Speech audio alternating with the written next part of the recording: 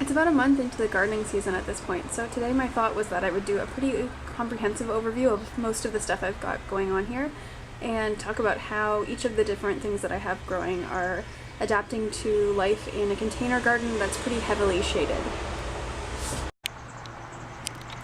So to start off with, I've got some radishes here. As you can see, they're pretty leggy, so I don't know if that's going to be a factor. The greens are growing okay, but it's also been more than a month that they've been planted, and it's supposed to take around, I think, 3 or 4 weeks for radishes to grow, and they're nowhere near ready to go. So the radishes are right now not doing as great as I would hope, but maybe it will just take them a little bit longer given the shady conditions. So in this container I've got some spinach and garlic, and I thought that spinach would be one of the easier and more productive things in my garden, but it's actually turned out to be the least successful of all the things that I'm growing. So if I zoom in over here, you can see that the spinach has already started to bolt. Now all of the spinach in this container bolted, but I wasn't really aware of what you're supposed to do when that happens. I thought maybe if I just picked off the little bolting parts that the rest of the spinach would go on growing like normal. But what happens is, as you can see, I've got one normal spinach leaf here, so that's usually what they look like. They're very round. And after it bolts, even if you pull that little head off, the leaves start looking more like this. So they get these little pointy bits at the bottom instead of being round, and they become super bitter. So these are not really nice to eat at this point. So what I'm going to be doing today or tomorrow is pulling out all of the spinach and just replacing it with something else. It's only been like 25 degrees Celsius here on kind of the most hot day and cold at night still, so it's really odd to me that these have bolted, especially because I chose a variety of spinach, Bloomsdale Longstanding, that's supposed to be bolt resistant, but yeah, it did not have great results with that, so that's a little bit disappointing. Over here in this bed I've got some more spinach, so these ones look like they actually haven't really bolted yet, so maybe I'll leave them in a tiny bit longer, but I intend to for sure replace them at some point in the near future. And some peas. The peas are doing okay in this one. Here I've got some cucumber that I just transplanted into this container a couple of days ago, and as you can see, it's still adjusting to being transplanted. The leaves are a little bit wilty. When I bring it indoors, it perks up, but yeah, it's just going through a little bit of an adjustment period. But it's already got several flowers. They're all male at this point, which is not unusual, but I'm just waiting for those to get adapted to life in this little container here. And then over here I've got my thing of the taller peas, which are growing all over the place. Up here I've got to find a way to wrap them around the railing. No peas themselves have started forming yet, but the vines are still growing. I've also got some arugula over here that's doing okay, and miner's lettuce going, which is actually potentially starting to flower, if you see in the center there. But this is the most success I've had with miner's lettuce so far. When I've tried growing it indoors in containers, it tends to just be really scraggly looking. So that's been doing pretty well. Then over to here, I have some exciting news. I have about 10, it's hard to see, tiny little tomatoes forming. So my tomato plants, even though they are in the shade, have been flowering really prolifically and are starting to produce little tomatoes. So about this at about this size I have about 10 or 12 little tomatoes like that. On this plant, or these two plants in this container, I have all kinds of flowers in various stages of development. So I think this plant is indicative of success, even though it's, as I said, quite shady in this part of the garden. It's only getting about 4 or 5 hours direct sun, but it seems to be enough for making tomatoes, which is a really exciting thing. I also have some basil in here that's harder to see, but it's doing really well too. Here I have a different kind of tomato. This one is a black cherry. This one has not started producing flowers yet. I also have some oregano in here that's doing really well. Then over here I have a honeybee tomato plant that has just started. I'm just trying to see where the flowers are. There's a couple little flowers, and then over here I have some that are a little bit more open.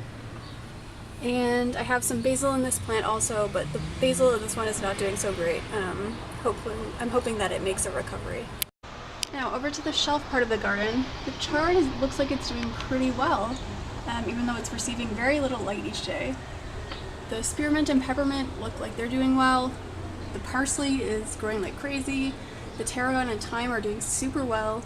Down here I've got my Asian greens that are all pretty new, so they're a little bit leggy looking, but I'm hoping they'll sort themselves out. Then I've got in this planter some arugula and violets and garlic. I've got violets all spread out throughout the different containers, and they are just blooming super prolifically. So this weekend my plan is to cut off all of the blooms that are existing and to sugar them and make candied violets. If you keep deadheading or cutting off your flowers while they're still nice looking before they kind of die off, it'll make the plant keep blooming. So that's my plan for that. As you can see, a bunch more violets down here, and then I've also got some radishes in the back and some lettuce in here. Here are my red robin tomatoes, and they are starting to get some flowers on some of them. So these cute little guys might be starting to produce fruit soon, which is really exciting. Got more red robin tomatoes. These ones are a little younger than the others that I just showed. And here I've just got a thing of greens, so arugula and spinach. Down on the bottom I've got my alpine strawberries. They are producing lots of leaves but no flowers or fruit yet. I've got my Aristotle basil over here that's doing okay. Or it's doing well, it's just not that much of a noticeable change. Still a cute little ball. In this pot I've got a bunch of Jerusalem artichoke that I've sprouted up over here. So this looks like 4 different stems that have popped up in the last little while. I've also got a group of some larger ones over here, and a pea climbing up there, and some lettuce and random stuff in there. I just planted some dragon's tongue beans in here, so those have not popped up yet. Here's another sort of like random assortment planter with some Jerusalem artichoke and some mixed lettuce, some violets, all kinds of good stuff going on in there. All of this is doing great. More alpine strawberries, same as before. And here I've got some garlic that's doing decently. We had a really windy day a few days ago and they all sort of have fallen over, so I'm not sure if that's going to be an issue or not. There's also some kale. The kale is doing well. I've been snacking on the kale into my salads and it's really tasty. And a bunch more violets. So at this point I'm about a month into the gardening season, and I thought that I would give some tips based on what has worked well for me in the conditions of growing in not a significant amount of direct sunlight and also in containers. So the first thing I would recommend strongly is kale. So even though this is only getting about 2 hours of direct sun a day, it's been doing really, really well. My lettuce has also been doing really well. It also gets only about 2 hours per day, and it tastes great and doesn't seem to be stunted at all by a lack of light, and in fact I'm hoping it'll help it prevent it from bolting as quickly in the heat of the summer. The other thing that's done really, really well are all the herbs I have growing up here. So mint, parsley, even stuff like tarragon and thyme. It's getting a bit more sun than the other things, as you can see by kind of how the sun falls, but not a significant amount, and they are really growing prolifically.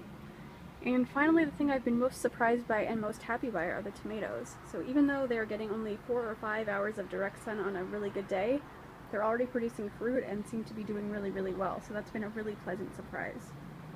And as for what I wouldn't recommend based on my experience so far, it's really just these 2 things here. So the radishes have been kind of slow to get going and leggy and kind of straggly, and the spinach was slow to get going and then it bolted really quickly. So those are really the only 2 things that I'm not so thrilled with so far. But I think that if you are gardening in unusual conditions, so you've got containers, you're on a balcony, you don't have that much light, I think it's worth experimenting. I think especially based on my results with the tomatoes, which are something that people would say, oh, it's not even worth your time to bother. Seeds are not expensive. I think it's worth buying some stuff that you're interested in, trying a whole bunch of different things, and just seeing what works out for you.